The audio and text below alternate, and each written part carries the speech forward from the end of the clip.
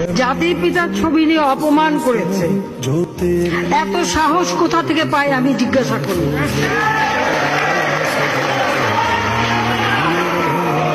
আমি জানি না আমাদের হাই কমিশনার এখন কারা বসেছিল এবং তারা সেখানে কিছুই করতে পারলো না কেন, সেটাও বড় প্রশ্ন।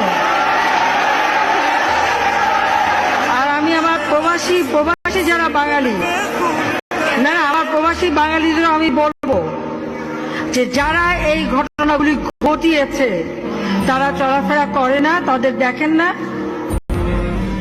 যে হাত দিয়ে জাতির পিতার ওই ছবি নিয়ে তারা ভেঙেছে, তাদের যা উপযুক্ত করা উচিত সেটা করতে হবে।